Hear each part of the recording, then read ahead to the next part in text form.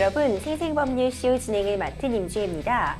법과 친해지는 제일 좋은 방법 생생법률쇼. 오늘도 크고 작은 법률 문제로 어려움을 겪고 계신 여러분들을 위한 법률 상담은 물론이고요. 세상 속 이슈들을 알아보는 시사법률 토크까지 준비가 되어 있습니다. 법과 관련해 궁금한 내용이 있으신 분들은 상담전화 02557-8295번으로 연락 주시거나 법률방송 홈페이지에 접속하신 후 법률 상담에 문의 남겨주세요. 그리고 지금 아래 나가고 있는 메일로도 상담 받고 있습니다. 각 분야 전문 변호사가 무료로 성심성의껏 상담해 드리니까요. 많은 참여 부탁드립니다. 지금 이 방송은 유튜브를 통해서도 실시간으로 함께 방송되고 있으니까요. 많은 참여 부탁드리고 유튜브를 통한 소통의 창구도 열어두겠습니다.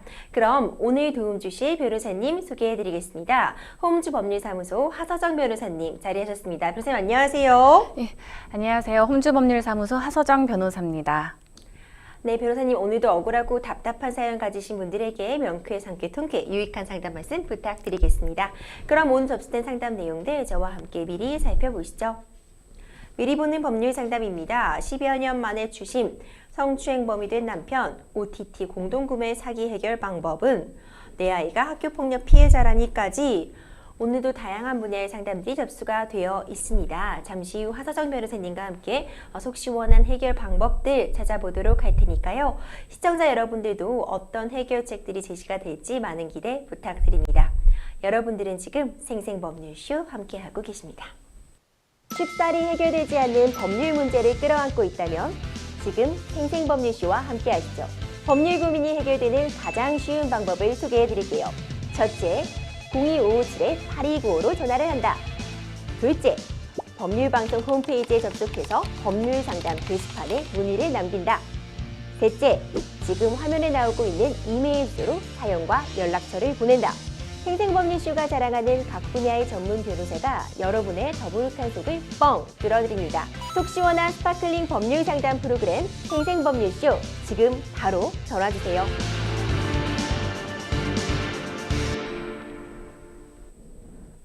생생법률쇼 첫 번째 순서는요. 법과 관련된 상식들에 대해 굵고 짧게 알아보는 시간 준비되어 있습니다. 매주 화요일에는요. 지금 가장 뜨거운 이슈 하지만 아직 통과는 되지 못하고 있는 법안들에 대해 알아보는 법률인싸 함께합니다. 하서정 변호사님 오늘은 어떤 중요한 내용 들고 오셨나요? 네, 일명 1기 신도시 특별법이라고 하는 노후 계획 도시의 녹색 순환 정비를 위한 특별법을 오늘 말씀드리고자 합니다. 사실 많은 분들 관심 갖고 계신 그런 내용인데요. 1기 신도시 특별법, 그 중에서도 우선 이 법률에서 얘기하고 있는 노후 계획 도시란 어디인지 도대체 어떻게 정의가 내려져 있는지 궁금하거든요. 어떤 정의를 갖고 있는 건가요? 네, 노후라고 하면 20년 이상, 그다음 계획 도시는 100만 제곱미터 이상, 이 해당 조건을 만족하는 경우에 정비를 진행한다는 뜻으로 사용하고 있습니다. 아, 그렇군요. 사실 1기 신도시가 들어선 지가 벌써 또 한참이 되었어요. 분당 같은 경우가 사실 대표적인 1기 신도시라고 할 수 있는데 30년이 이제 넘게 된 거죠. 그러다 보니 아무리 신도시라 할지라도 지금 노후화가 진행되고 있어서 여러 가지 안전사고가 좀 나고 있는 상황인데요. 지하철 역시 그 역사 엘리베이터 역주행 사고도 최근에 있었고요. 좀 교량이 붕괴되는 사고도 분당에서 일어나서 많은 분들이 걱정을 하셨는데 이 때문에 이 관련 법안에 대한 목소리가 좀 크게 나오고 있잖아요. 네, 맞습니다. 1기 신도시는 지난 1990년대 주택난을 해소하기 위해서 30만 가구 규모로 조성된 곳입니다.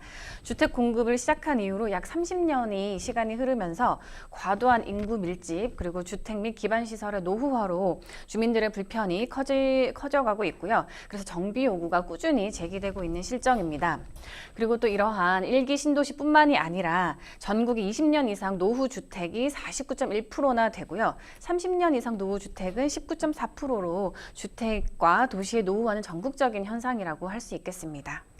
그렇군요. 그렇다면 이 노후 계획 도시의 녹색 순환 정비 법안 내용도 좀 궁금하거든요. 자세히 좀 설명해 주시죠, 변호사님. 네. 우선 기후 위기에도 대응을 하고 또 도시 환경에 부합하도록 정비구역의 건축을 녹색 건축물 조성 지원법에서 녹색 건축물로 정한 것을 신축을 하고 또 리모델링을 할 수 있도록 정해 놓았습니다.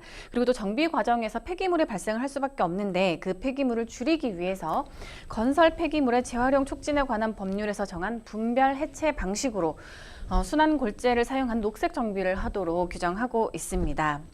그리고 이렇게 신도시를 재정비하게 되면은 이주민이 대거 발생을 하게 되는데 이주난을 최소화하기 위해서 또 도시 및 주거환경정비법을 순환정비 방식으로 할 수 있도록 규정하려고 하고 있습니다.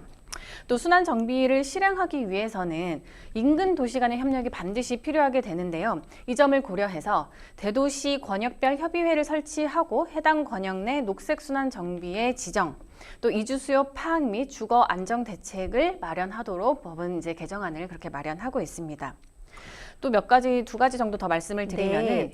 녹색 순환 정비 사업에 대해서는 국가 또는 지자체가 보조금을 지급하거나 융자를 제공하고 건축 규제 완화 등의 그런 지원을 제공하고요. 또 특히 녹색 건축물 조성의 촉진을 위해서 출자 지원도 가능하도록 규정하고 있고요.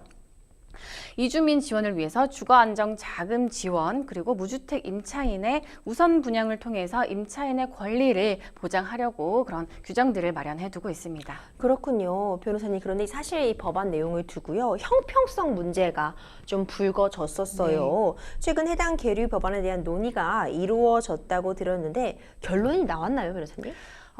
형평성 문제가 사실 특별법이 이제 적용되기로 한 그런 노후 계획 도시의 범위는 특정 지역만의 문제라고 할 수 없고 아까 말씀드린 대로 전국적인 그 노후 주택이 즐비하기 때문에 전국 대상으로 확대해서 형평성 문제를 해결하기로 하였습니다. 노후화된 도시를 정비 재사용한다는 의미에서는 전국 대상으로 확대하는 것이 그런 특별법의 입법 취지에 맞는다는 것이 그 설명입니다. 대상 요건은 면적이 100만 제곱미터 이상이고요. 또 노후도는 20년 이상인 경우에는 택지개발촉진법 또는 대통령령이 위임하도록 해서 근거 법령을 마련을 했고요. 인접 택지나 이곳을 포함해 100만 제곱미터 이상인 경우에도 가능하도록 해서 여러 가지 이제 그 형평성 문제를 해결하고자 노력을 하였습니다. 그렇군요. 또한 많은 가구들이요, 한꺼번에 대거 이주를 하게 되면 전세란 이 문제도 좀 생각해 봐야 될 것 같은데요. 네, 이주 관리와 관련해서 아무래도 이주난 또 전세난 이런 것들이 발생할 수밖에 없기 때문에 국토교통부 장관의 승인을 거쳐서 이주 관리를 할 수 있도록 정하였습니다. 기본 계획에 국가 지원 사항이 포함되어 있기 때문에 광역 개발 시 대규모 이주 수요 발생에 따른 시장의 안정을 위해서 체계적인 관리가 필요하다는 이유에서였습니다. 그렇군요. 이 재건축이 항상 문제가 되면 용적률 얘기가 빠지지를 않아요. 이번 법안에서 용적률 관련 내용이 담겨 있나요?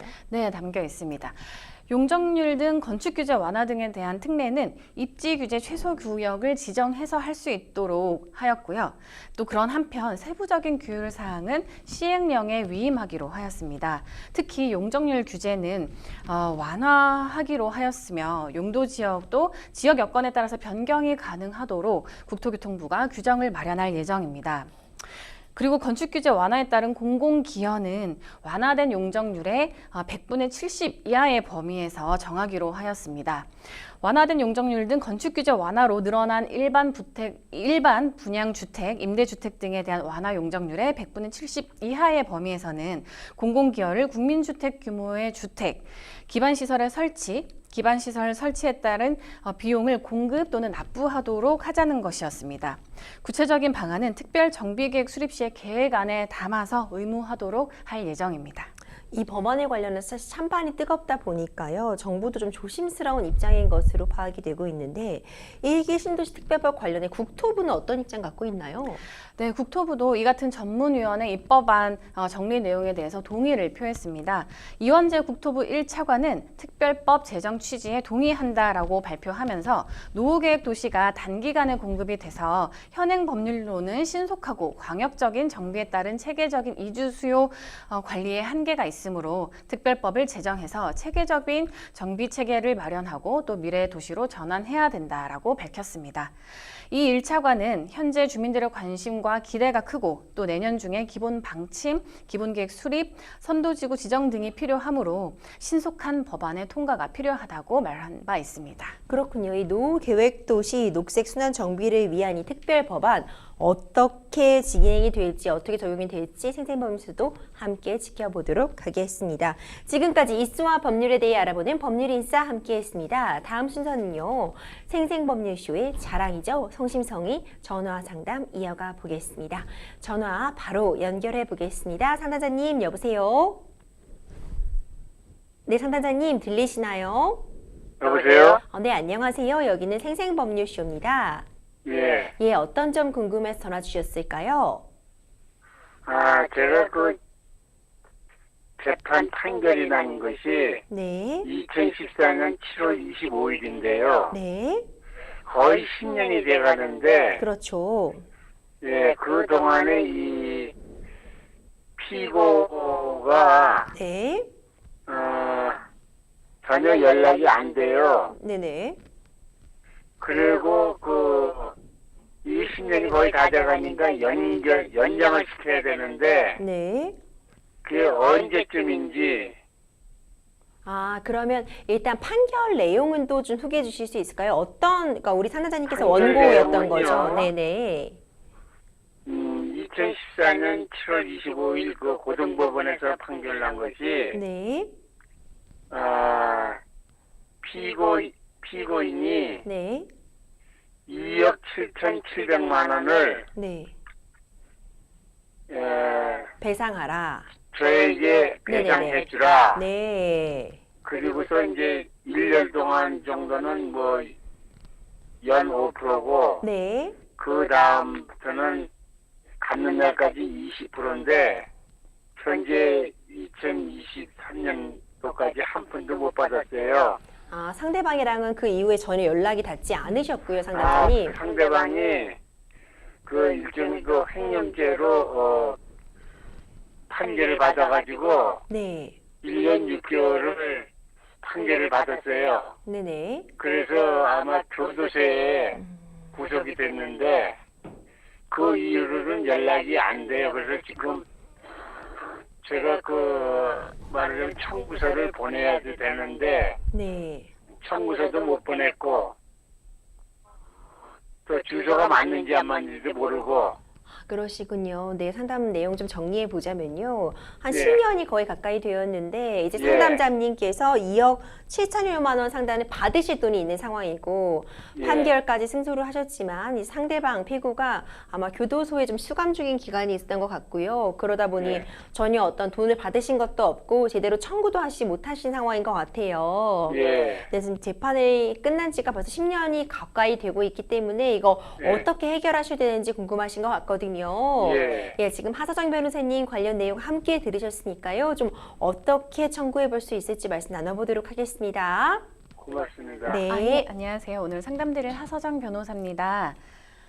말씀을 드리니까 아까 첫 번째 이제 질문하셨던 부분 먼저 답변을 드리고 이제 상담을 시작해야 될 것 같은데 예. 2014년 7월 25일에 이제 판결이 됐다라고 하셨는데 네. 이제 언제까지 그럼 10년을 다시 연장을 해야 되냐 이게 첫 번째 질문이셨거든요. 예. 예. 그 기준점을 우리 민법에서는 판결의 확정시라고 하고 있어요. 그래서 아까 14년 7월 25일이라고 하신 부분이 판결, 그러니까 그 소를 제기한 시점인지 아니면은 그 판결이 선고가 된 시점인지 혹은 선고가 되고 고등법원에서 확정된 판결 선고일이에요. 선고일이면 선고일로부터 대법원은 상고가 안 된 상황인 거죠.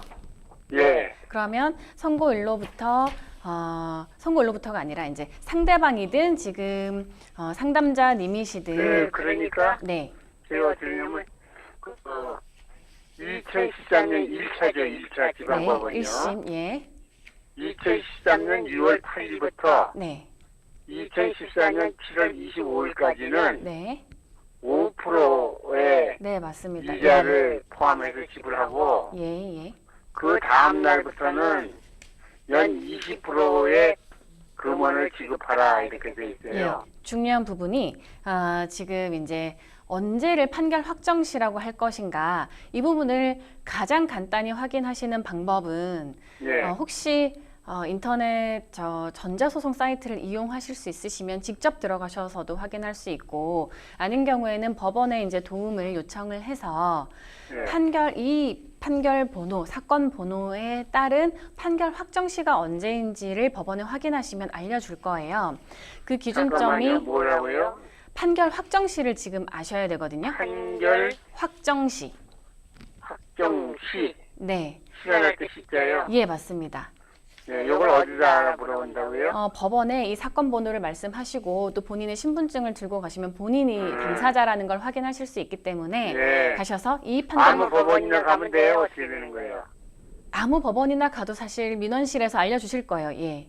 네, 민원실이요. 그렇지 않더라도 만약에 자제분이 있거나 좀 네. 그 인터넷 사이트를 활용할 수 있는 가까운 분이 계시면 그분께 부탁을 해도 사실 알아봐 주시는 거는 어려운 일은 아닌데 예, 법원에 가시면은 확인을 해주실 거고요. 제가 직접 해야죠. 예. 그럼 이런 얘기를 창피해서도 말을 못하겠어요. 아니요, 창피한 일은 아니고요. 어쨌든 판결 확정 시 그 시점을 확인하시게 되면 그때로부터 10년의 지금 보면 아마 2014년 7월 25일이 선고일이었다고 하면 네. 적어도 이 날로부터 2주까지는 확정이 안 됐고요. 근데 네. 상대방이 판결문을 받는 그 시점부터기 때문에 예, 한 8월 중순 정도부터 그 10년이라고 생각하시면 되거든요. 예, 그래서 2024년 8월 정도까지 예, 지금 이 10년의 시효가 완성된다고 생각을 하시고 그 시간까지 지금 이 채무자에게 예, 지금 그 채권을 행사를 하셔가지고 추심을 예. 하셔야 돼요. 만약에 그렇지 예. 않다면 그 2024년 8월 중순 정도에 이르기 전에 한 번 더 소를 제기하셔서 소멸시효 완성을 저지하셔야 되거든요. 소멸시효. 완성을 저지하시는 건데 네. 이 부분에 대해서는 사실 그 혼자서 간단하게 하시기는 좀 쉽지는 않을 것이기는 합니다. 그래서 네. 소를 이제 그 전까지 2024년 8월 정도, 8월 중순 이전, 그러니까 지금 7월까지는 해야 된다 이렇게 생각을 하셔야 될 것 같아요. 네. 그렇게 소를 제기를 하시는 것을 강권해 드리고요. 그 네. 전에 이제 추심도 같이 병행해서 하셨으면 좋겠는데 지금의 문제점은 그 판결이 난 그 시점에서도 당사자 피고가 그 수감이 되어 있었기 때문에 특별히 재산 상황에 대해서 확보도 못 하셨고 예, 또 연락처도 확보를 못 하셨고 해서 예. 추심할 방법을 모르겠다 하는 게 지금 문제잖아요. 예. 지금 주소에 있어서는 그 당시 판결이 난 그 시점에도 상대방의 주소를 반드시 기재를 하고 예. 또 그 당시에는 14년 정도면은 상대방의 주민등록 번호까지도 지금 확보를 하고 계실 거예요. 사실 그 판결 내에는 기재가 되어 있어요. 주민등록번호는. 그죠? 그래서 주민등록번호가 있다면은 추심하는데 정보를 확보하기가 어렵지는 않거든요. 아, 그래서 그 주민등록번호로 이 채무자의 예. 현재 주소를 법원에 그 채권 추심 명령을 신청하면서 현재 주소를 그 요청을 하면 법원에서 이 자료를 확보하실 수 있도록 명령을 내줄 거예요. 예. 그러면은 동사무소 주민센터에 가셔서 그 주민등록 번호와 법원의 명령문을 같이 제출을 하면 주민등록 그 주민센터에서 이 사람의 현재 주민등록 초본을 제공을 해줍니다. 예. 그럼 현재 살고 있는 집을 확인할 수 있고요. 현재 살고 있는 집을 확인할 수 있으면 일단 그 집의 임차 보증금이라든지 혹은 그 집이 그 채무자의 소유이면은 그 집에 대해서 바로 강제 집행도 가능하고요. 예. 또 현재 그 집 주소를 알고 있으면 그 사람한테 추심 명령을 집 강제 집행을 신청을 해서 충분히 이제 그 사람의 재산 명시 신청이라든지 여러 가지 법이 마련한 제도를 통해서 예. 이 사람의 재산, 부동산이 있는지 혹은 금융권에 뭐 예금이 있는지 또는 타인에게 임차 보증금이라든지 이런 채권이 있는지를 확인하실 수 있고요. 그렇게 확인이 된다면 그것을 근거로 해서 강제 집행을 할 수 있으니까 지금 바로 2024년 그 8월, 그 7월이 지나기 전에 바로 추심 명령, 추심 그 강제 집행도 진행을 하시고 또 이 채권의 소멸시효가 완성이 되지 않도록 하기 위한 새로운 소 제기도 동시에 진행을 하셨으면 좋겠습니다. 혹시요. 네. 강제 집행을 한다는 것은 제가 직접 하는 거예요? 어떻게 무슨 뭐 말 일반적으로 이런 뭐 집단리가 있다든지 뭐 그런 겁니까? 그러니까 법원에다가 신청을 하시는 거예요. 법원에. 예. 물론 이제 강제 집행을 신청할 때 변호사의 도움을 받으실 수도 있지만 네. 그것이 곤란한 상황이다 하면 직접 하실 수도 있거든요. 법원에 강제 집행을 신청하시면서 법원에서 그 강제 집행 신청을 받아들이면 법원의 직원이 이제 신청 절차를 진행은 해주게 됩니다. 다만 이제 강제 집행을 신청할 때 법원이 요청하는 필수 이제 정보와 서류들을 빠짐없이 제출은 하셔야 되기는 해요. 그래서 좀 단독으로 혼자 하기는 그렇게 너무나 쉽다 이렇게 말씀은 못 드리는데 그래도 요즘 이제 뭐 인터넷이나 그래서 제 입장을 얘기하면요. 예. 그 사실 그 이루고 나서는 제가 하던 회사도 네. 잘 안 되고 네. 또 뭐 이런 변호사 비용 뭐 여기 이제 고등법원까지 갔잖아요. 네. 1차, 2차 가고 네. 뭐 이러다 보니까 사실 돈만 들어갔어요. 네. 네. 비용만 들어가고 저에게 들어온 건 하나도 없으니까 네. 이 갑갑해요. 지금 10년이 지났어도 또 이 얼마나 비용이 들어가야 될지 그렇고 예. 그래서 이 신청을 해봤어요. 근데 한 가지 근데 또 희망적인 부분은 지금 거의 10년이 다 됐는데 연 20%로 저 지연 손해금이 붙어 왔기 때문에 네, 실제로 만약에 추심만 가능하다면 네, 당시 2억 7천여만 원이었던 그 채권액이 네. 상당히 크게 불어나 있는 상황이긴 하거든요. 그렇죠. 그런데 네. 그때 당시도 네. 이 서로 그 제가 얘기를 했어요. 양보를 해서 네. 좀 이 처리를 하자 했더니 말을 안 들어요. 네. 그리고 그냥 교도소로 가더라고요. 네. 판사의 그 판결 나자마자 네. 그 뭐라 그러나 집행관이 그냥 데려가더라고요. 예. 그 몇 번은 한 5번인가 6번 연장을 시켜줬어요. 네. 그런데도 그 제가 알기로는 노름에서 또 쓰면서 왔다는 얘기가 있어요. 한 6억 8천이 되는데 네, 네, 네. 그래서 그 중에 반절을 제가 받았는데도 일어나면 못 건졌어요. 그러니까 그 상황이 그러니까 지금 네. 어떨지 모르겠어요. 그래도 이제 사실 10년 동안 예. 어느 정도의 이제 그 분이 그 징역형을 선고받았는지는 모르는 것이지만 출소하고 나와서 가족들도 있고 했다면은 본인의 명의로 재산을 어느 정도 형성을 하고 살아왔을 가능성도 있거든요. 지금 네. 상담자님이 10년 동안 어떠한 이렇게 추심을 하겠다는 태세를 전혀 갖추지 않았기 때문에 또 상대방이 그 안일하게 생각을 하고 본인의 네. 이름으로 재산을 형성했을 수도 있어서 네. 지금 그냥 이 채권을 포기해버리기는 아쉬운 면이 있고요. 그렇죠.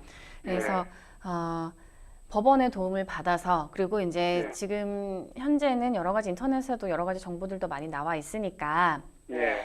또 지금 상담자님께서 연세나 이런 그 재정 상황이 어떠신지는 모르지만 뭐 법률구조공단이라든지 이런 그 기관의 도움을 받아서도 강제 집행을 실시해 볼 수 있을 것 같습니다. 근데 한 가지 이제 걱정되는 점은 강제 집행을 한다고 해서 무조건 이제 돈이 돈 채권을 그 추심할 수 있는 것은 아니고 상대방이 그렇겠죠. 어쨌든 본인의 명의로 재산을 확보하고 있어야 그것을 예. 집행할 수 있는 것이기 때문에 예. 좀 이제 걱정되는 면은 있습니다만은 예. 한번 집행을 해보시고요. 또 그와 동시에 아, 또 사람 일은 모르는 거기 때문에 앞으로 또 10년 뒤도 있고 또 나중에 이제 그 예. 채무자의 그래서, 자손도 있을 수 있고 상속될 수도 있고 하기 때문에 예. 그런 부분에 있어서 채권은 계속 그 연장을 해두시는 것이 좋겠습니다. 예. 왜냐하면 이미 지난 그 2014년에 판결을 받아 놓으셨기 때문에 다시 예. 소를 제기하셨을 때 별로 그렇게 이제 품이 많이 들지는 않거든요. 그 지난 그 원래의 재판의 결과에 대해서 다투거나 결과가 이제 변경될 소지가 없어요. 예. 그래서 한 기일 만에 재판도 바로 끝날 것이고 하기 때문에 소를 예. 제기하셔서 이제 채권 그 시효를 연장을 해두시는 거 반드시 필요하고요. 그것도 이제 예. 매 10년마다 항상 한다 생각하시면서 그 사이에는 이제 꾸준히 추심을 시도하셨으면 좋겠습니다. 그러면 제가 그 법원은 제가 사는 제가 오산인데요. 네. 그 오산의 법원에 가야 되는데 수원에 가야 됩니까? 서울로 가야 추심을 하기 위한 법원을 말씀하시는 거예요? 아니면은 예.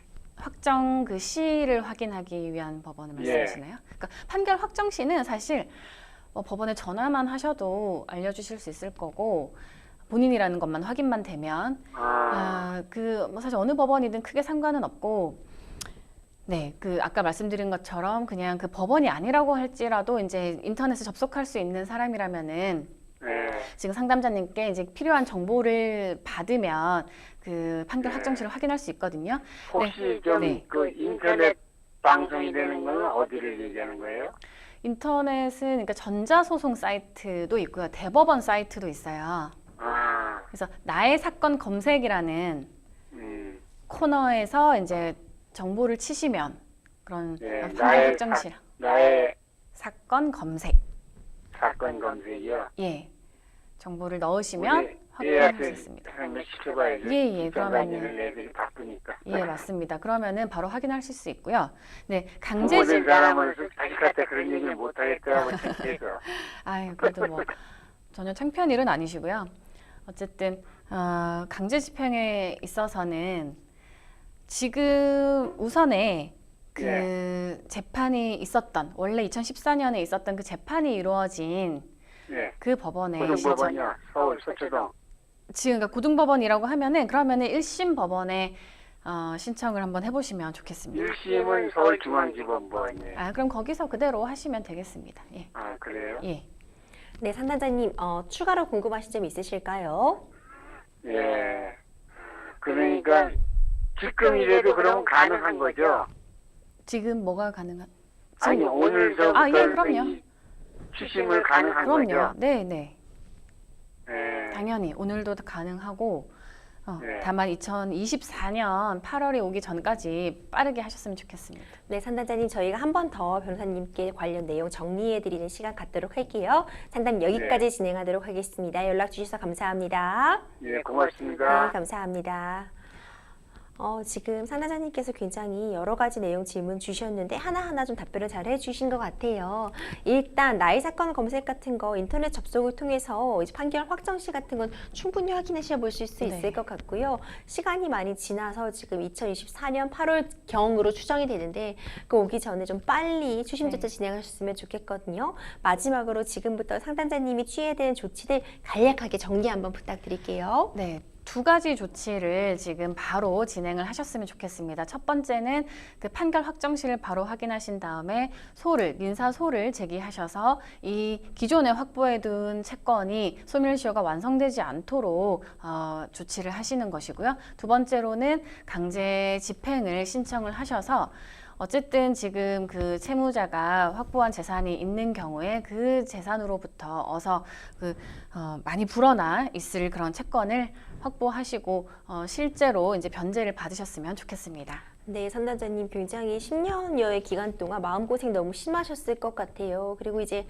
자식분들한테 도움 청하기가 아유 부끄럽다 속상하다 말씀 주셨는데 전혀 부끄럽거나 속상하실 일이 아닙니다. 이제 인터넷 환경에 조금 더 좀 수월하게 접근할 수 있는 그런 자제분 계시다면 조금만 도움 받으시면 쉽게 처리하실 수 있을 테니까요. 변호사님 조언 말씀에 따라 해결 잘 하시기를 저희도 응원하겠습니다. 여러분들은 지금 생생법률쇼 함께하고 계십니다. 쉽사리 해결되지 않는 법률 문제를 끌어안고 있다면 지금 생생법률쇼와 함께하시죠. 법률 고민이 해결되는 가장 쉬운 방법을 소개해드릴게요. 첫째, 02-557-8295로 전화를 한다. 둘째, 법률방송 홈페이지에 접속해서 법률상담 게시판에 문의를 남긴다. 셋째, 지금 화면에 나오고 있는 이메일 주소로 사연과 연락처를 보낸다. 생생법률쇼가 자랑하는 각 분야의 전문 변호사가 여러분의 더부룩한 속을 뻥 뚫어드립니다. 속 시원한 스파클링 법률 상담 프로그램 생생법률쇼 지금 바로 전화주세요.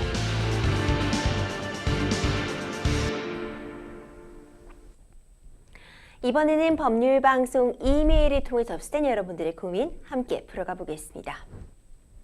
결혼 10년 차 5살 딸아이가 있습니다. 맞벌이 부부로 2년 전에 집도 마련했고 재테크에 소질이 있는 남편 덕분에 재산도 조금씩 모으고 있었죠. 그 일이 있기 전까진 부족함 없는 단란한 가족이라고 생각했습니다. 그런데 몇 달 전부터 남편의 표정이 부쩍 어두웠습니다. 술 마시는 날도 많아지고 남편은 별일 아니라는데 그간의 태도와 너무 달라 걱정이 컸죠. 남편 직장에 아는 분이 있어서 넌지시 물어봤는데 남편이 성추행 고소를 당해 회사에서 징계를 당할 위기라고 합니다. 이야기를 들어보니 회식이 끝난 후 여직원과 함께 택시를 탔고 택시 안에서 여직원을 성추행했다고 합니다. 여직원을 만지고 키스하려고 했다는데 택시 기사까지 그 장면을 목격했다고 합니다. 그럼에도 남편이 상대가 먼저 빌미를 제공했다며 자신은 술에 취해 기억도 안 난다고 하면서 여직원을 무고죄로 고소한다는데요. 진실이 뭐건 남편에 대한 실망감으로 솔직히 더 이상 이 결혼을 유지하고 싶지 않습니다. 좋은 남편, 좋은 아빠라고 믿고 따랐던 남편이 성추행범이라니 믿었던 만큼 배신감은 더 크게 다가옵니다. 제가 궁금한 점은 성추행 장면을 목격한 택시기사가 있는데도 남편 말처럼 무고가 될 수 있는 건가요? 그리고 성추행 사건을 이유로 이혼이 가능한지도 궁금합니다. 남편은 절대 이혼할 수 없고 재산도 한 푼도 주지 않겠다는 입장입니다. 이런 사연이 접수가 되었어요. 너무 안타깝습니다. 10년차 단란한 가정이라고 믿고 계셨었는데 이제 남편의 성범죄 때문에 이제 위기를 맞은 건데 어떻게 보세요? 이 사건 남편 성범죄, 성추행 혐의 유죄로 인정될 확률이 높아 보이시나요? 네, 지금 상담자님이 쓰신 내용을 보면 여직원의 고소 내용뿐만이 아니라 이 사실을 객관적으로 뒷받침해주는 제3자라 할 수 있는 택시기사도 그 사실을 확인해주고 있는 상황이라고 보이는데요. 그럴 경우에 유죄로 인정될 가능성이 높다고 하겠습니다. 지금 징계 절차가 진행 중이시라고 하고요. 말씀 주신 것처럼 택시기사라는 좀 객관적인 제3자의 목격까지 있는 상황입니다. 목격자까지 있으니까 아무래도 유죄 성립에 큰 무리는 없을 것 같아요. 네, 저도 그렇게 생각을 합니다.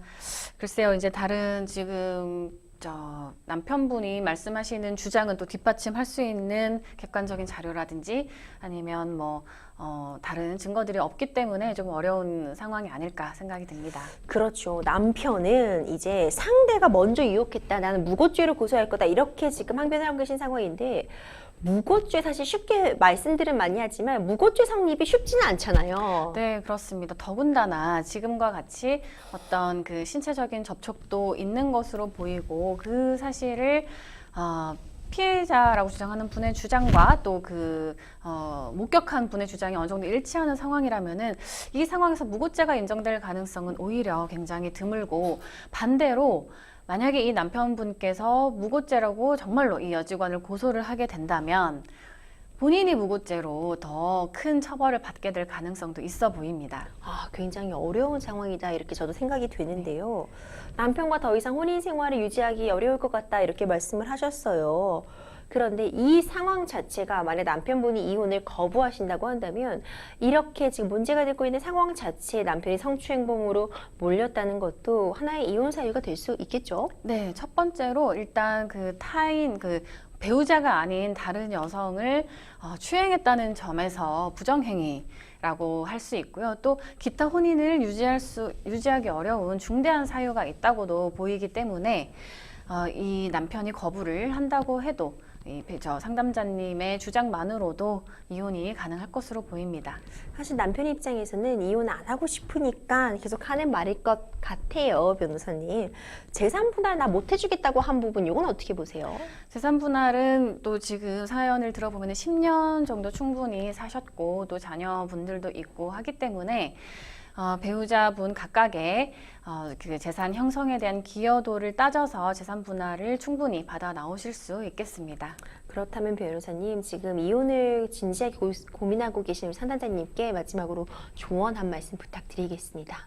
네, 재산 분할뿐만 아니라 또 이혼의 사유가, 귀책 사유가 남편분에게 있는 상황이기 때문에 재산 분할에 더해서 위자료도 받으실 수 있는 상황으로 보입니다.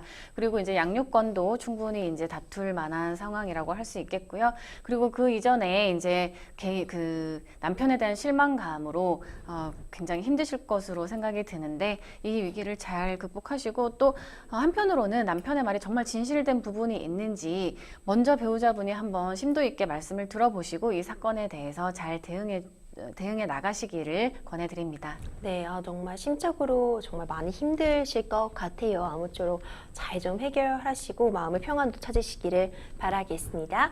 계속해서 다음 상담 이어가 보도록 하겠습니다. 법률방송 이메일을 통해 접수된 여러분들의 고민 함께 해결해 보겠습니다. 저는 전주에서 대학원을 다니고 있는 학생입니다. 며칠 전 한 오픈 채팅방에서 OTT 계정을 공유해 3만 원을 아껴보려다 도리어 10,000원을 날리는 사기를 당했는데요. 익명의 채팅방 참가자가 OTT 플랫폼 계정을 넷이서 나눠 쓰자며 자리 하나 남았다고 하는 말에 혹해서 4개월간 이용하기로 하고 10,000원을 입금했습니다.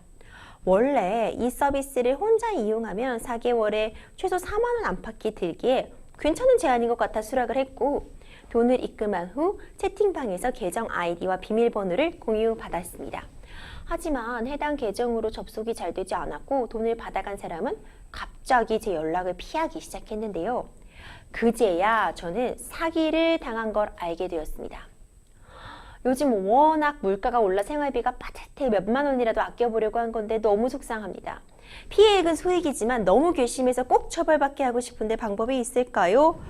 이런 사연이 접수가 되었어요. 사실 OTT 계정 하나 가지고 여러 명이 이용하시는 경우가 종종 있죠. 특히 좀 주머니 사정이 넉넉지 않은 이런 젊은 층을 노린 사기 범죄인 것 같다는 생각이 드는데 우선 이 제3자에게 돈을 받고 OTT 계정을 공유하는 행위 자체가 위법하지는 않은지는 궁금하거든요.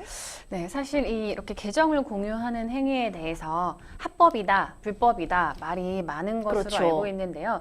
지금 현재까지 확인된 이 계정 공유 행위에 대해서 국가의 어떤 법률로 위법하다라고 규정된 것은 없는 것으로 알고 있습니다. 다만 만약에 그 계정을 공유할 수 있는 그 동영상 서비스를 제공하는 사업자와 그리고 이제 그 동영상을 제공받고자 하는 이용자 간의 계약상 그렇게 타인과 같이 거주하지 않는 타인과 계정을 공유하는 것을 금지한다는 그런 약정이 있는 경우라면은 그때는 계약 위반으로서 이제 위법하다라고 할 수 있겠는데요. 지금까지 이제 흔히 알려진 유명한 그런 동영상 서비스를 제공하는 업주 측에서는 현재까지는 아직 우리나라 그리고 아시아들의 이런 계정 공유 행위에 대해서 금지하는 그런 제안을 하지는 않은 것으로 알려져 있고요. 다만 워낙 빈번하게 이렇게 계정이 공유가 되고 있기 때문에 이 부분에 대해서 앞으로 계정을 공유하는 것을 금지하겠다라고 논의를 많이 하고 있는 상황이라고 합니다. 실제로 이제 다른 외국에는 계정 공유를 금지하는 그런 제한도 두기도 했고요. 그래서 만약에 실제로 현재 만약에 우리나라라 할지라도 그렇게 계정 공유를 금지하기로 하는 약정을 체결한 이용자가 있다면 이 규정을 위반한 당사자는 위법한 행위를 한 것이 되고요. 만약에 아직까지 그런 사람이 없다면 현재까지 위법하다라고는 하기는 어렵고요. 다만 이 계정 공유 행위를 금지하는 규정을 굉장히 많이 논의를 하고 있고 도입할 가능성도 있기 때문에 그것이 이제 본인에게도 적용이 되는지에 대해서 많이 살펴보시고 그에 따라서 대응을 하셔야 되겠습니다. 네, 그렇군요. 사실 OTT 계정 공유를 위해서 지금 돈을 입금을 하셨어요. 그런데 상대방이 약속을 이행하지 않은 상황이잖아요. 이 상황 자체가 사기죄에 해당한다고 볼 수 있을까요? 어떤 법에 적용을 받을 수 있을까요? 단순히 이제 그 말씀만 들어서 바로 사기죄다 이렇게 단정할 수는 없지만 처음부터 돈을 받은 사람이 처음부터 돈만 받고 제공하려고 동영상 서비스의 계정을 마련해 준 적도 없다거나 마련할 마음도 없었다거나 혹은 마련해 줄 그런 능력도 없는 그런 상황이었었다면은 사기죄로 우유를 바로 할 수 있겠습니다. 지금 사연을 들어서는 애초부터 돈만 받고 전혀 이제 이 계정을 제공할 마음이 없었던 것으로 사실 보이기는 하거든요. 그렇군요. 네, 그래서 신고를 해서 실제로 그렇게 추측한 상황이 맞는지 확인을 해보셔야 되겠습니다. 상담자님께서 손해를 봐도 내가 꼭 처벌을 하고 싶다 이렇게 말씀을 하셨어요. 이 경우 이 오픈 채팅방 속 이 익명의 이런 사기꾼들 처벌할 방법이 따로 있을까요? 사실 오픈 채팅방이 그 이용하는 당사자의 개인 정보를 확보하기가 어려워서 단순히 오픈 채팅방에서만 만났고 그 사람의 어떤 개인 정보를 전혀 모르고 있는 상황이라면은 실제로 처벌이 이루어지지 않을 가능성도 염두에 두셔야 합니다. 다만 이제 계정을 이제 이용하기 위해서 돈을 입금할 때 그 사람의 계좌번호를 받는다든지 연락처를 받는다든지 해서 어느 정도 그래도 그 사람을 특정할 수 있는 정보가 있다면 그것을 통해서 추적해 들어간다면 많은 부분 네. 신변을 확보를 해서 여러 가지 처벌을 해오고 있거든요. 네네. 그래서 우선 그 신고를 하셔서 경찰 그 수사관의 어떤 그 수사에 일단 맡겨보는 것이 좋겠습니다. 그렇군요. 이 OTT 플랫폼을 무단 공유 및 시청하는 이제 이걸 일명 몰래 시청 이렇게 부르기도 하는데 이런 행위를 단속하는 규제에 대한 이야기가 계속 나오고는 있습니다. 이에 대한 조치가 좀 이루어진 바가 있나요, 변호사님? 그 무단 공유라고 하는 것이 플랫폼 사업자의 허락을 받지 않았다는 뜻인지 혹은 계정의 네. 이용자, 계약자의 허락을 받지 않고 이제 몰래 그 계정을 훔쳐서 이용한다는 것인지에 따라서 좀 다를 것 같은데요. 물론 이제 계정을 훔친다면은 계약 내용 자체를 위반하는 것이기 때문에 단속한다는 표현보다는 그 사업주가 문제를 삼아서 어떤 그 민사적인 문제를 이제 제기를 해야 될 것 같고요. 현재 아까도 말씀드린 것처럼 형사적인 어떤 혹은 행정법규로 위법한 행위다라고 규정하고 있지는 않기 때문에 단속하는 규제가 현재까지는 없고 조치도 이루어지지 않고 있는 것은 사실입니다. 네, 그렇군요. 피해액이 사실 크지가 않으면 적극적으로 오히려 처벌을 하거나 고소를 하기가 좀 어려운 측면이 있어요. 이에 대한 투입되는 시간이나 비용이 오히려 이 피해 금액보다 더 크게 되는 경우들도 있으니까 이런 일이 나오는데 마지막으로 이런 OTT 플랫폼을 이용한 사기 오히려 이렇게 소액의 피해 금액이라는 것을 이용하고 있다고 볼 수도 있을 것 같거든요. 예방하기 위한 방법 어떤 것들이 있을까요?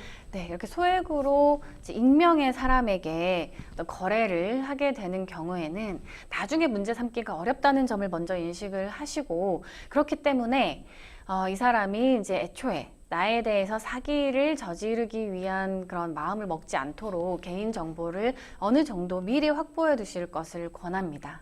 네, 정말 안타깝습니다. 아무리 피해액이 작다고 해도 말씀하신 것처럼 좀 괘씸한 그런 상황인 것 같아요.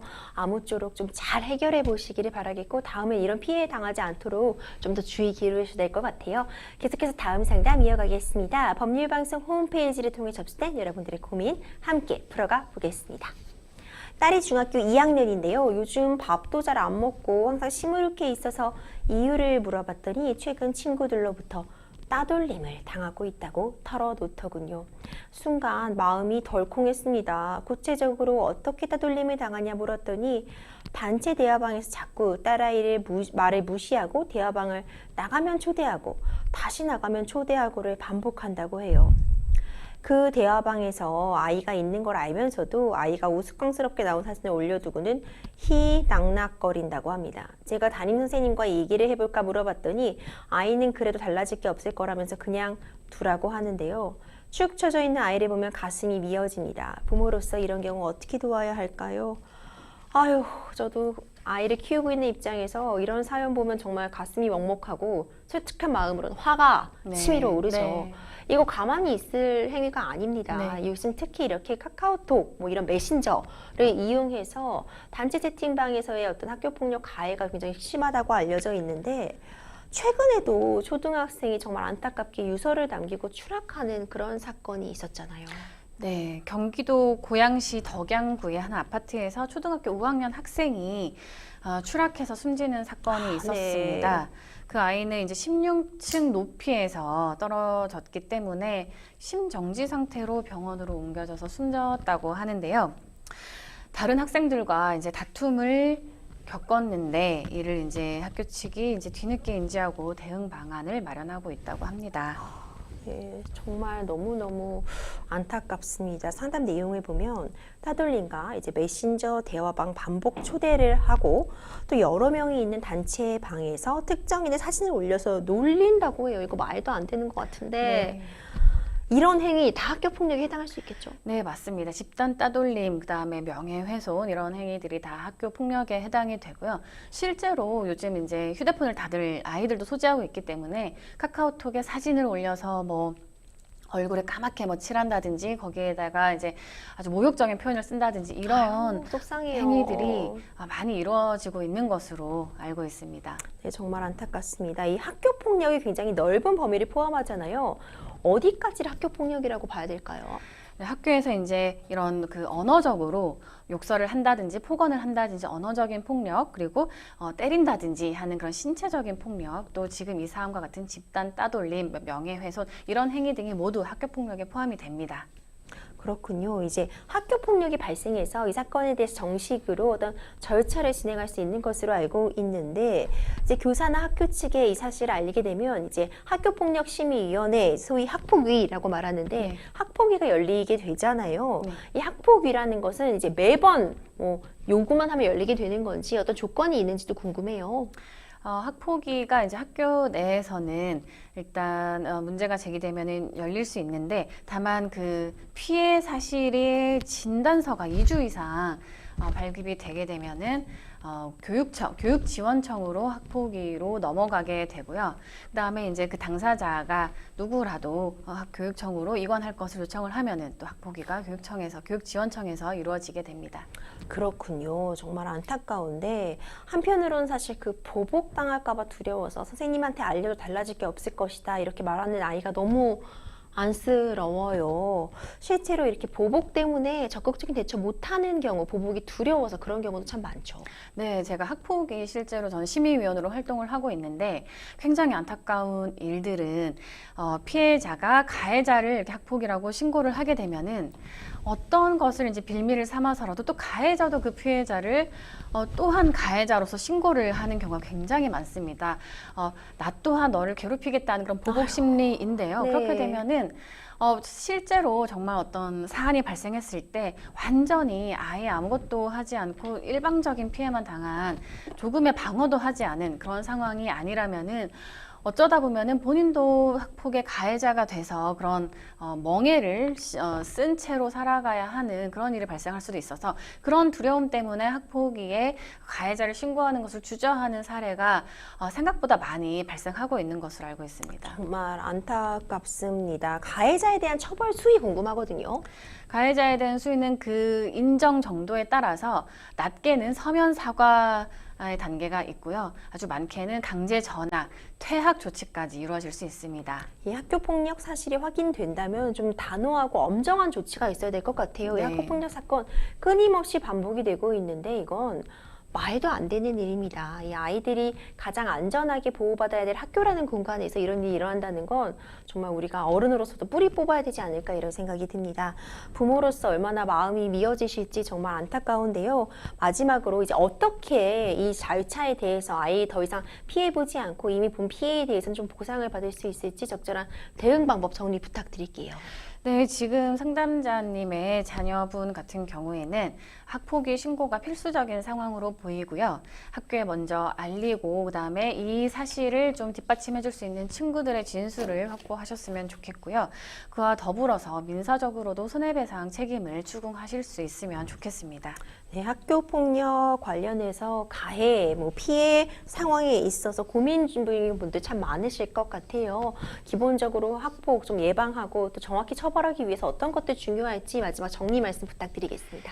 네, 친구들의 괴롭힘이라든지 이제 뭔가 부당한 경험을 하게 되면은 거기에 이제 직접 혼자서 해결하려고 노력하기보다는 바로 부모님과 학교 선생님께 알리는 것이 필요하고요. 그리고 섣불리 혼자서 이제 본인도 가격을 가한다든지 이런 식으로 대응은 하지 말고 학교와 그 학교 선생님과 부모님의 도움을 받아서 해결하실 것을 분명히 이제 요청을 드리도록 하겠습니다. 네, 아무쪼록 좀 잘 해결되시기를 저희도 응원하겠습니다. 생생법률쇼 오늘도 많은 분들의 상담 전화 계속 걸려오고 있습니다. 도움이 필요하신 분들은요, 주저하지 마시고 연락 주세요. 상담 참여 방법 다시 한번 알려드립니다. 전화 02557-8295 통해 연락 주시거나 법률방송 홈페이지를 통해 법률 상담 코너에 남겨주세요. 그리고 지금 나가고 있는 메일로도 상담 문의 받고 있습니다. 각 분야 전문 변호사가 성심성의껏 상담해 드리니까요. 많은 참여 부탁드립니다.